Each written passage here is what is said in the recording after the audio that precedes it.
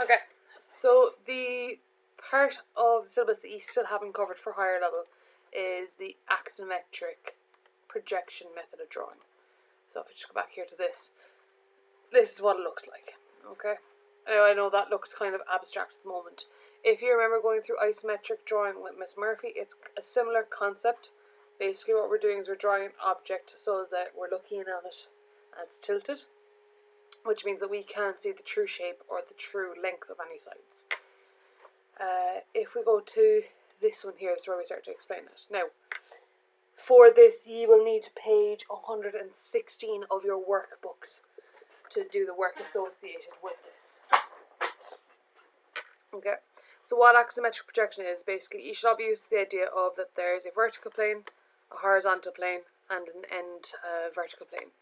What that means is elevation, plan, end view over here. So you see if your object was in there, your elevation would look like the blue surface, your end view would look like the yellow surface, and your plan would look like the red surface. The axonometric plane is a plane that's put in. It's not perpendicular to any of the planes, so you're not standing here, let's say, and looking into an end view. You're standing looking perpendicular at this axonometric plane. Right. The image will get a little bit clearer for you there in a second. So instead of looking in like this, we tilt the three planes up, so we're looking straight in at this point here, and we'll be able to see our object in 3D then in the middle. So what you have then when you do that is you'd have this vertical line here, and for higher level, for junior cert, these angles here, so between this line and this line is 120 degrees. Between this line and this line is 120 degrees. And between this line here and this line here is also 120. If you get confused by figuring that out, there's three sections. 360 divided by 3 is 120. So that's the object we'll look at, and that's what we're looking for. We're looking to see the object in 3D. Now, the problem with this is that you need to be able to write or show your true lengths. You don't have true lengths here at the moment. You need to draw them in 2D, like end view, like the elevation, like the plan. So to do that, we project each of these planes out and we fold them as if they're on hinge points coming back in. So we'll just go through here. Right, so I said, and usually you look in perpendicular to a plane, so you'd be looking perpendicular to the vertical plane there to get your elevation. Right, so that's what we need to do now in order to get the true shapes so that we can actually draw our object back in here in the center. So once we have our lines out like this, our plane out like this, we actually just look along this line. If we look along this line, we'll get this 90 degrees here. And you'll be able to draw the true shape of your object. When you have the true shape of your object drawn out here, you can bring them back in. So it works like that. So there's going through here the 120 degrees, 120 degrees. Okay. So this is the first question you have again on page 116. This is the question you're going to be starting with.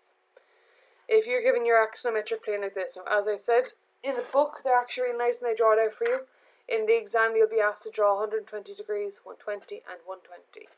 You project out along the axonometric line, like this, to this point here. Now, in this question, they're actually also really nice and it's just our introduction. So they've given you what your elevation will look like and they've given you what your plan will look like. All you're going to do to finish this question is you bring these points back in. And if you were to label these, so let's say if you labeled this point 1 up on top, you could bring this in parallel to the axonometric line, so it would end up roughly around here. And you'd bring your line up as well, and where the two of those intersect is where that point is. So they'll show you here now. If you bring that point back along, parallel to the line you brought out, if you bring your other line up, you'll get where that point is. And if you do that for every point, go through here, you'll get your cuboid in the center like that. Okay, so that's question 1. All I'm going to give you for this week, lads, is the question 1, 2 and 3 on page 116. So that is a week's worth of questions what I'm asking you to do. I won't be going online with you on Friday, so this is what will keep you going till Monday morning.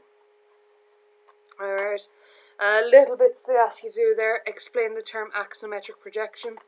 In axonometric projection, we can project true isometrics from orthographic views. Basically, we can make a 3D object from our 2D views. That's what they're saying there. Okay. Key concept is axonometric plane rests so that it makes equal angles with the horizontal and vertical plane. Okay, and all I was talking about there is that's 120 degrees that they gave you. You won't really be asked this in an exam ever. This is the more important one to know, but again, you won't be asked these questions usually. The fundamental part is understanding the 120 degrees around, and understanding that your true shapes are out here and they're tilted. You see the tilt at 15 degrees, and then when they come back in where those lines intersect, right, you'll get this piece here. So, question 1, question 2, like this, right, and question 3 on page 116. I'm going to flick through this in case you don't have access to the book, but if you do have access to the online book, you can use that to do these questions. The last one here, you can also pause this video. If you didn't know, down below here on your YouTube videos, you can speed up the video or slow them down, so that might be a useful function for you. Okay, and that's all you have. Question 1, 2 and 3. If you have any issues with it, lads, as usual, you can send me an email or you can send me a message on Teams. If it's absolutely boggling your head, walk away from it, come back to it and send me a message and we'll see if we can work through it.